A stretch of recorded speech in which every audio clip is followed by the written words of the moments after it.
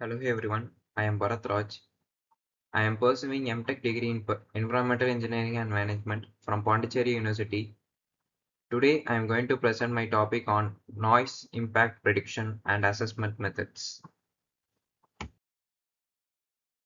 This presentation focuses on how noise pollution is studied, predicted, measured, and managed, especially in real-world environmental situations.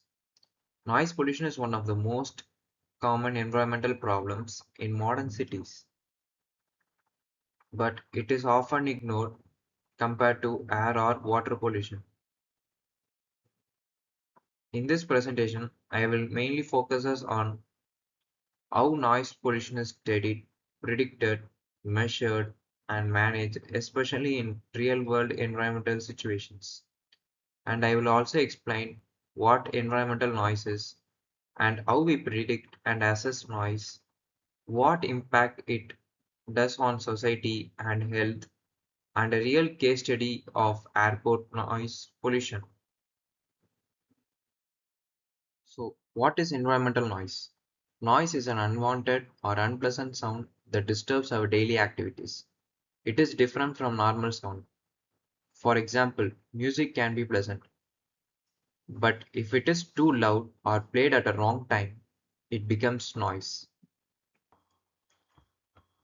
In environmental studies, we measure noise using a unit called decibel, and it is written as dB. We usually use decibel, which is adjusted according to how the human ear hears different frequency. This is important because our ears are more sensitive to certain sounds.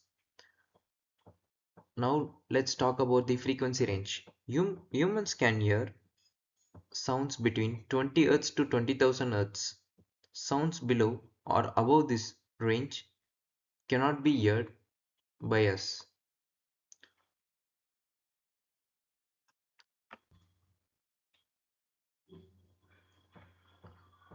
Now let's understand about the health impacts of noise pollution. First is hearing damage.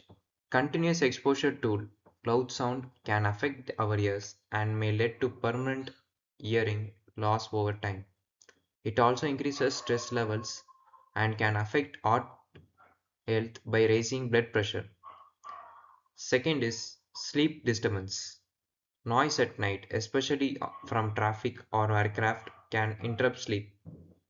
When sleep is disturbed regularly, it leads to tiredness, lack of energy, reduced concentration during the day. And the third is mental and social effects. Noise can cause irritation, anger, and difficulty in focusing. Students may find it hard to study properly, and workers may lose productivity. Over time, this affects overall well being and quality of life. Now, let's understand why this issue is growing. With rapid urbanization, cities are expanding quickly. There are more vehicles, industry, construction, activity, and airports. All these contribute to increasing noise levels. Now, let us understand two very important concepts in noise studies, that is, prediction and assessment.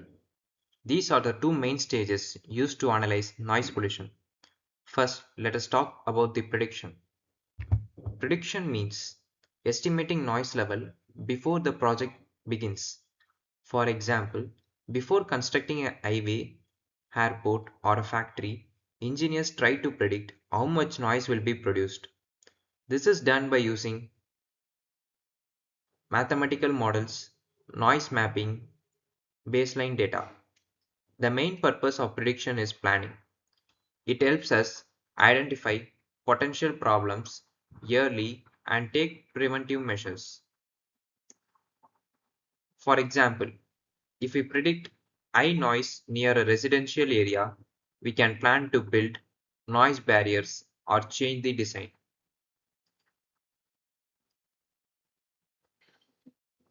Now, let us understand assessment. Assessment means measuring an actual noise level after or during the project. Here we use instruments like sound level meter to collect real data.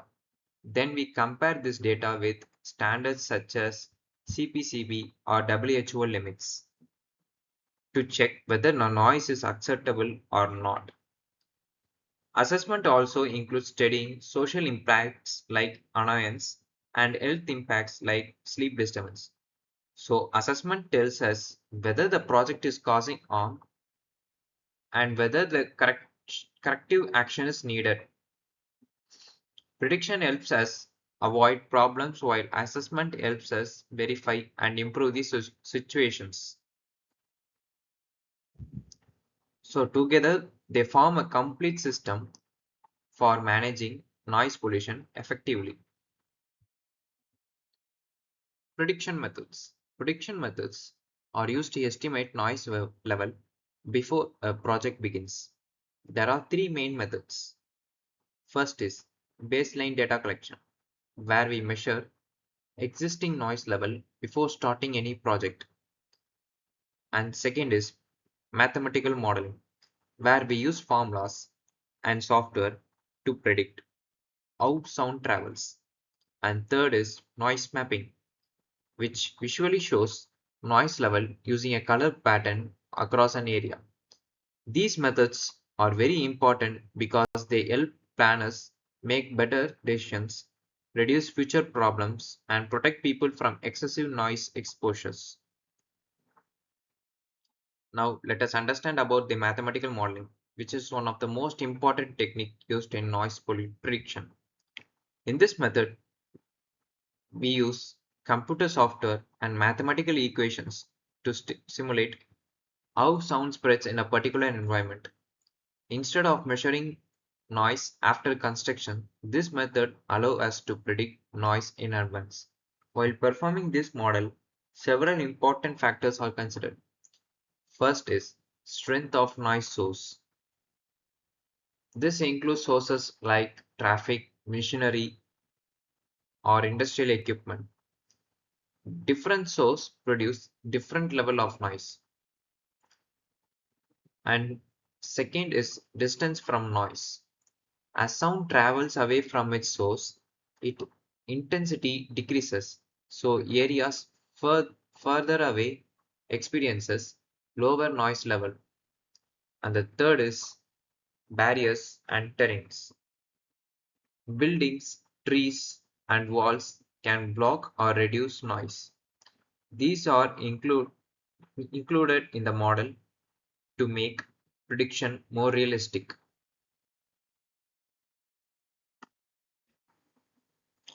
There are also standards model used worldwide, such as FHWA model for traffic noise, ISO 9613 for industrial noise prediction.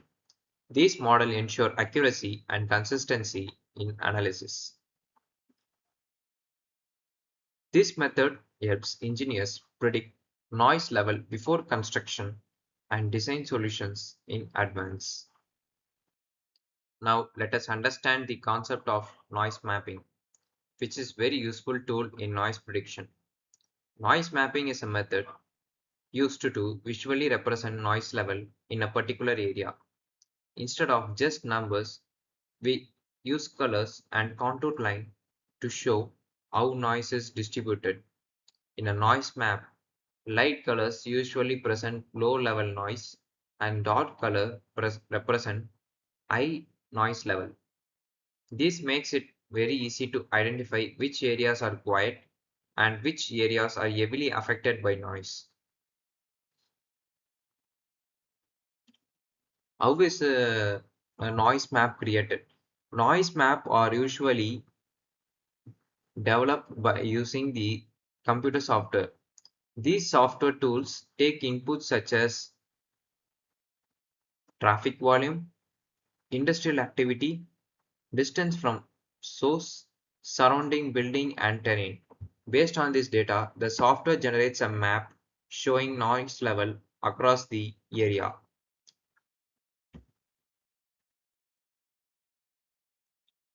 Now let us look at why noise mapping is important. First, it helps in identifying noise hotspots. These are the areas where noise level are very high and need immediate attention. Second, it is useful for urban planning. And third, it supports land use and zoning decisions. Governments can use the noise map to define which areas are suitable for residential use and which are better for industrial or commercial use. Noise mapping is a powerful visual tool that helps us understand noise distribution and identify problem areas and plan better for the future. Baseline data collection. Baseline data collection means measuring existing noise level before starting a project. This is done by using these sound level meters at different locations.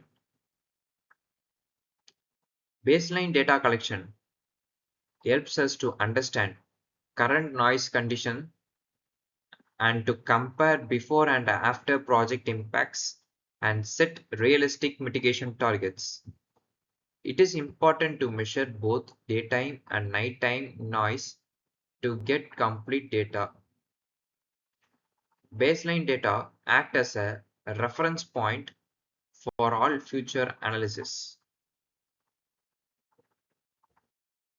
Now let us understand assessment methods which are used to evaluate noise in real conditions. While prediction tells us what might happen, assessment tells us what is actually happening. So the first step is sound level measurement. We use a sound level meter to measure noise at different locations like residential areas, schools, hospitals,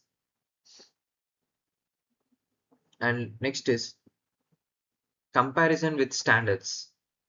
The measured values are compared with limits set by organizations like CPCB or WHO. If a noise level are higher than these limits, it indicates pollution. The third step is social and health impact analysis. This helps us understand how noise affects people such as stress, annoyance, sleep disturbance.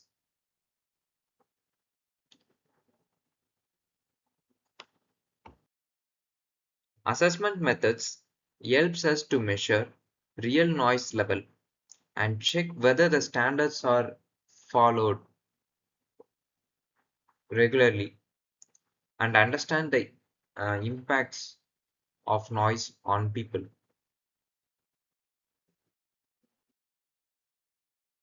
Now let us understand the key noise measurement indicators.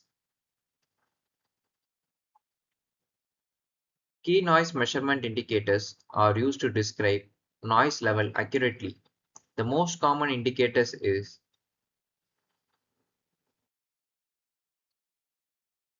the most important indicator is LEQ, which stands for equivalent continuous sound level.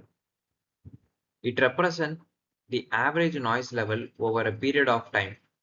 This is most commonly used parameter in environmental studies because it gives an overall idea of noise exposure. And the next is Lmax, which means maximum noise level recorded during the measurement period. This is important because sudden loud sounds like a vehicle horn or aircraft can be very disturbing even if they occur for a short time. Then we have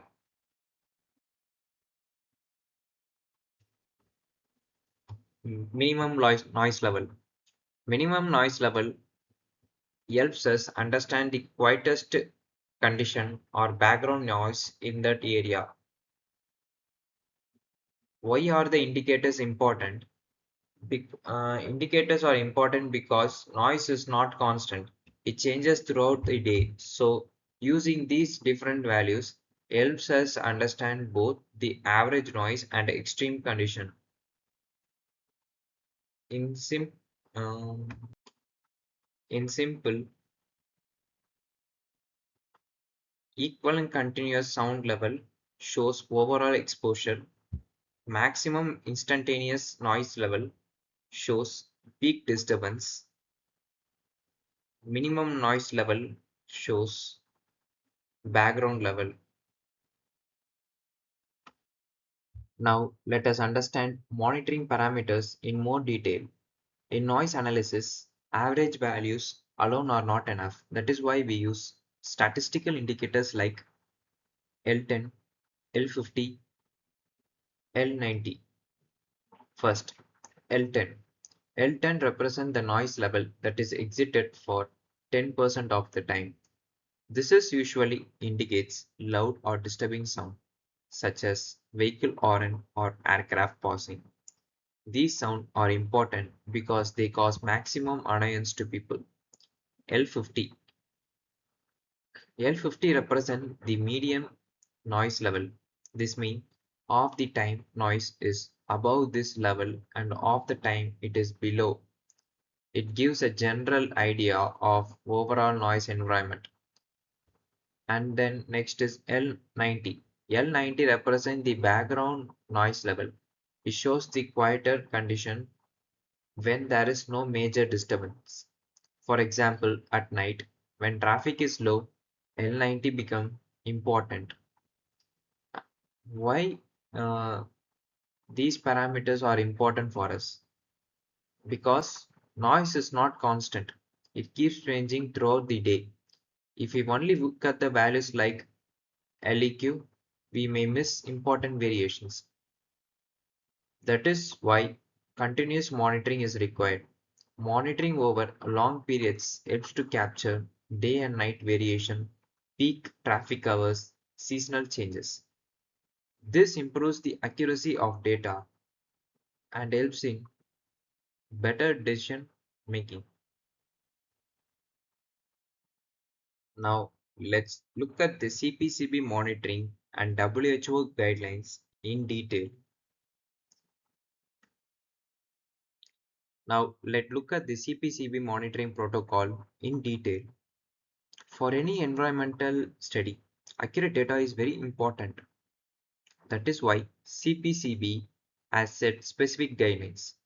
Firstly, we use a sound level meter. This is a high precision instrument that provides accurate and reliable readings. It is used for professional and legal purposes. And the second one is microphone height. It should be between 1.2 to 1.5 meter above ground.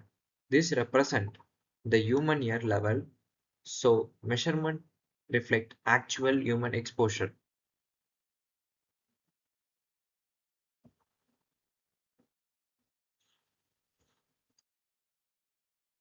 And the third is monitoring duration.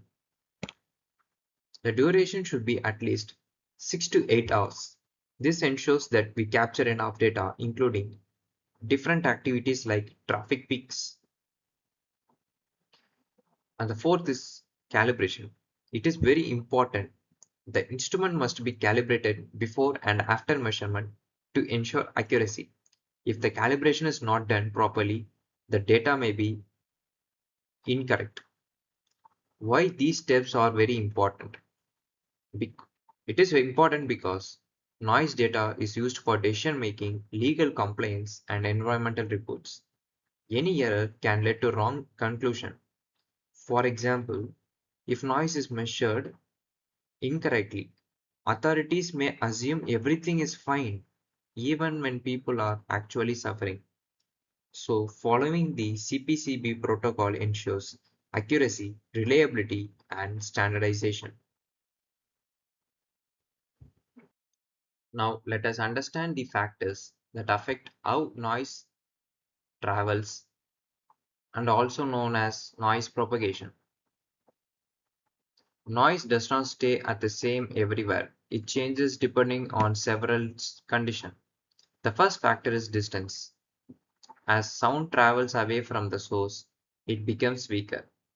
This means the farther we are from the noise source, the lower the noise level. This follows something called the inverse square law. The second factor is physical barriers. Buildings, wall, or even trees can block or reduce noise. For example, if there is a wall between a road and a house, the noise reaching the house will be less. The fourth factor is weather condition. Wind speed and direction can carry sound further. Temperature changes can also affect how sound waves moves in the air. The fourth factor is traffic density. More vehicles or machine mean higher noise level. For example, during peak traffic hours, noise level are much higher than at night. Noise is not constant. It depends on these factors.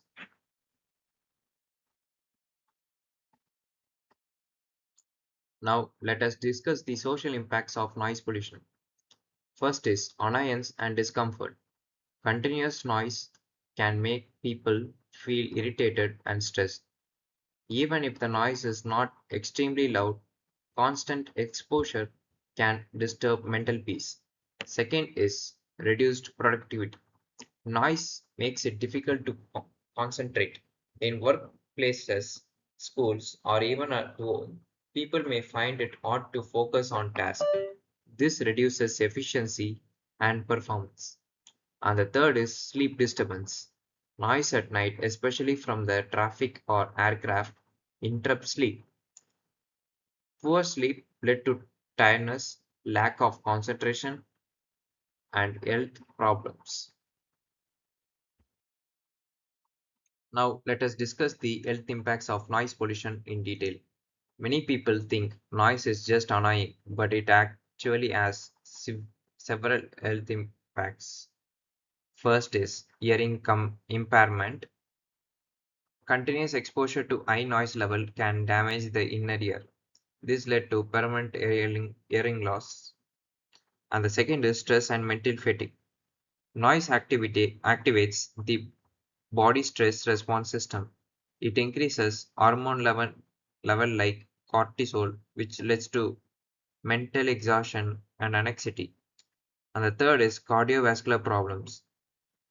Study shows that long-term noise exposure can increase blood pressure and heart rate. It may even lead to serious heart diseases. The potential health impacts of noise exposure: hearing impairment, hypertension, and ischemic heart disease are major physical impacts. Sleep disturbance, immune system changes, and diabetes affect overall health. Noise also causes annoyance and may lead to serious issues like birth defects. Now, let us move to the real life example to better understanding noise pollution. This case study focuses on airport noise pollution at Rajiv Gandhi International Airport in Hyderabad. Airports are one of the major sources of environmental noise. Unlike regular traffic noise, airport noise is high intensity and intermittent, meaning it comes suddenly and at very high level, especially during a takeoff and landing. We experience high noise level. The main uh, the main objective of this study is to measure noise level around the airport, understand how it affects nearby residential area, identify whether the noise exceeds the permissible limits, suggest suitable mitigation measure. This case study is important because it reflects a common situation in rapidly developing cities where urban areas expand closer to airports. By studying this, we can understand real-world problem and find practical solutions. Now, let us look at the study area in detail. The study is centered around Rajiv Gandhi International Airport located in Hyderabad. The selected areas include nearby residential zone, semi-urban regions, and areas along the aircraft takeoff and landing path. These locations are important because aircraft follow fixed routes and areas under the flight path experience the highest noise level. Another important factor is urban growth. Over the years, cities expand and more residential buildings come closer to the airports. This increases number of people exposed to noise pollution.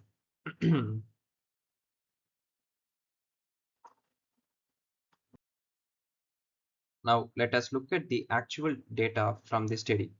The results shows that noise level in the residential areas are between 60 to 75 decibel. According to the CPCB, this is already higher than the permissible limit for residential zones. During aircraft operation, especially takeoff and landing, noise level increases suddenly and reach above 85 decibels. These are called peak noise level. Another important observation is that both daytime and nighttime noise level exceed standards. Nighttime noise is especially critical because it affects sleep.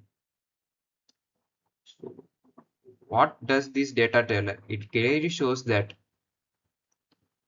noise pollution in the study area is not occasional, it is continuous and significant. This indicates a serious environmental and public health concern. To reduce the impact of noise pollution, several mitigation measures can be implemented. And the first is noise barrier. These are walls or structure built around the airport to block and absorb the sound waves.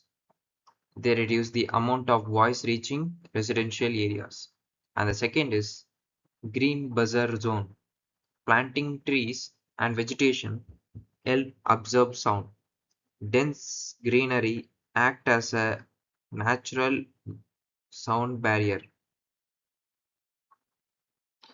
And the third is night flight restriction. Limiting flights during a late night and early morning helps protects people's sleep. And the fourth is land use planning. This means avoiding construction of residential buildings near high noise area. Instead, these areas can be used for commercial or industrial purposes. Each of these measures has its own importance. However, the better results are achieved when multiple strategies are used together. So noise control is about not only one solution, but a combination of approaches.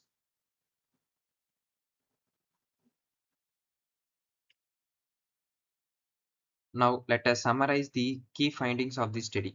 First, noise level exceeds CPCB standards during both day and night, and the aircraft operation are the main source of noise. And the third is residential areas located along the flight paths are the most affected. And there is a need for continuous monitoring to track noise level over time. Now, what should be done in the future? A few important steps include setting up a permanent monitoring station around the airport, ensuring strict enforcement of noise regulation, creating awareness among the local communities.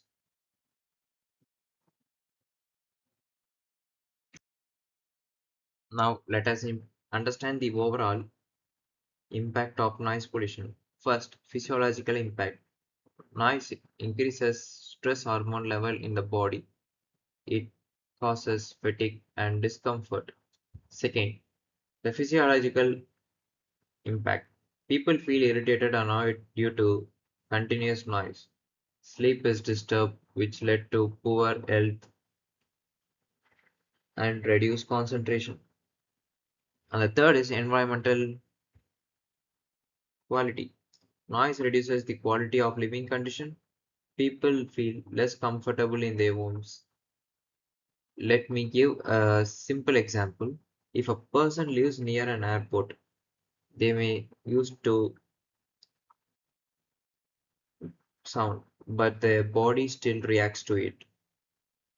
Over this time, this leads to health problems. To manage noise pollution effectively, we need a combination of strategy. First, acoustic barriers and insulation. These reduce noise transmission to building. And the second is low noise technology. Using advanced aircraft with quieter engine help reduce noise at the source.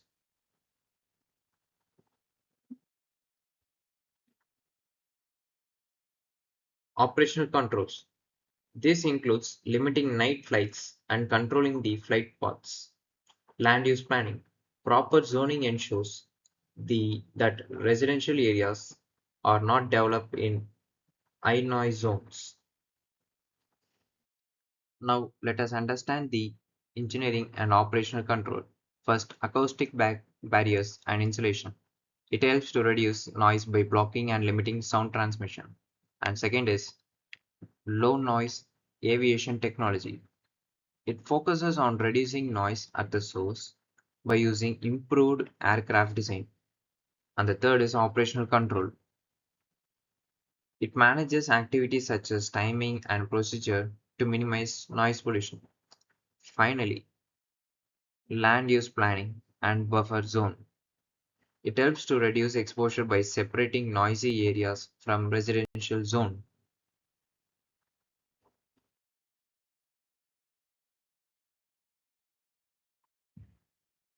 Now let us understand the role of software tools in noise assessment. In modern environmental studies, software tools are essential for analyzing predicting noise level accurately. Manual calculation alone are not sufficient for complex real-world situations. And this tool helps in noise prediction, data analysis, visualization of result, planning and decision making. Some commonly used tools include SoundPlan, CADNA-A, IMMI, and ArcGIS. Each of these tools has specific capabilities. Some are used for detailed noise modeling, and some are used for creating the contour maps, and others are used for integrating noise data with geographic informations. These four tools improve accuracy, save time, and support better planning and decision making. These tools helps engineers and planners to manage noise pollution more effectively. Now let us briefly compare the different software tools used in noise assessment. Each tool has its own strength and is used for specific purposes. Some tools are better for 3D modeling, while others are used for mapping or data analysis. For example, tools like SoundPlan and CADNA are mainly used for detailed noise modeling, where ArcGIS is used for spatial analysis and mapping affected areas. The important point is the choice of tool dependent on type of project and requirement. In simple, in simply, selecting a right tool helps improve accuracy and ensures better planning and decision making in noise management.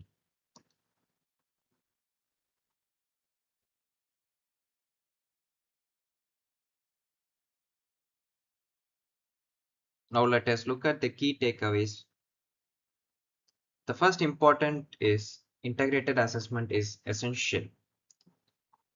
This mean this means we must combine both prediction and assessment method. Prediction helps us plan in advance while assessment helps us understand real world conditions. Together, they provide a complete approach to managing noise pollution.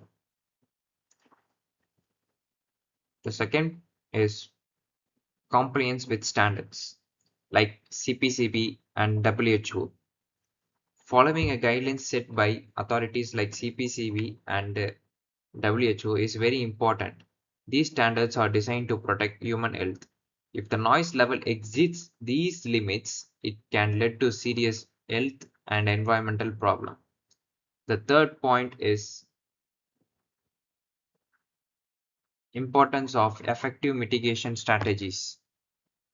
Noise pollution cannot be controlled by a single method. It requires a combination of different approaches including planning, monitoring, and control measures. Another key takeaway is that noise pollution is both an environmental and health issue. Finally, the sustainable development requires noise control.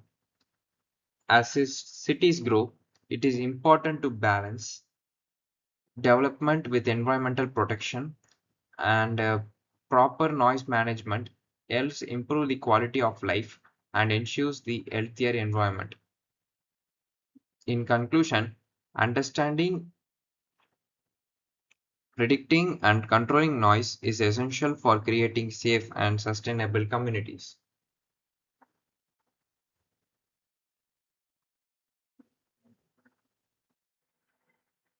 I hope this presentation helped in understanding the importance of noise impact prediction and assessment and how it plays an important and key role in protecting both environment and human health. With a proper planning and effective control measure, we can reduce noise pollution and create a better and more sustainable future. Thank you.